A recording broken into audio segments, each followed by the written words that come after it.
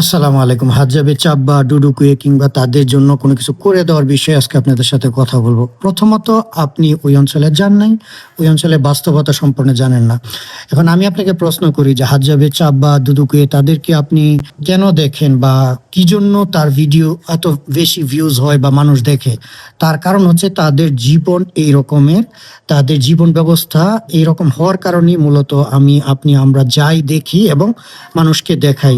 এখন যদি হাজ্জাবে চাব্বা কিংবা দুদুকুয়ে এবং আরো যারা হাজ্জাবে আছে তারা যদি এখন মনে করেন প্যান্ট শার্ট পরে ২-৩ তলা বাড়িঘর করে, তাহলে কি আপনি যাবেন ওখানে? কোনো দরকার আছে দেখার? কোনো দরকার নেই। তাছাড়া ওই অঞ্চলের বিষয়ে আপনার ধারণা কম। কারণ এই যে অঞ্চলটা আছে ওই অঞ্চলের ট্যুরিজম চলে হচ্ছে শুধুমাত্র হাজ্জাবে জাতিগোষ্ঠীর কারণে।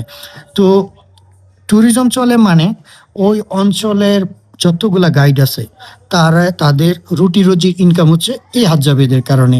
এবং তানজানিয়াতে যে সকল প্যাকেজ অনুযায়ী যেমন সেরেঙ্গেতি, হঙ্গরগরো, তারপর আরো অনেক প্যাকেজের মাঝখানে এই হাজ্জাবেদেরও একটা ট্রিপ প্যাকেজ হিসেবে থাকে।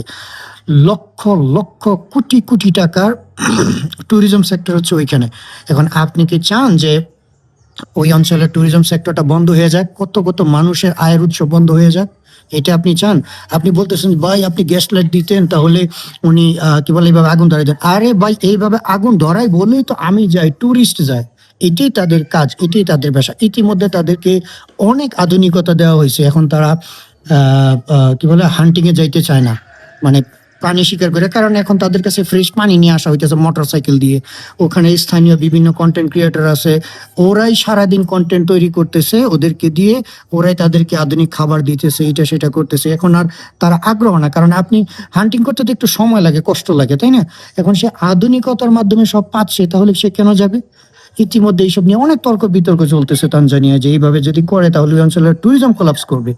তো এই জন্য আমি আপনাকে বললাম যে যখন আপনি কোনো অঞ্চলে যান নাই, কোনো অঞ্চল সম্পর্কে আপনার ধারণা নাই, অযথাই মোবাইল স্ক্রলিং করে ভিডিও দেখে কোনো কিছু জাজ করেন না। যত কিছুই হোক কোনো কিছু এইভাবে জাজ করেন না। ওখানের বাস্তবতা হচ্ছে এক রকমের, আর আপনি ভিডিওতে দেখেন আরেক রকমের।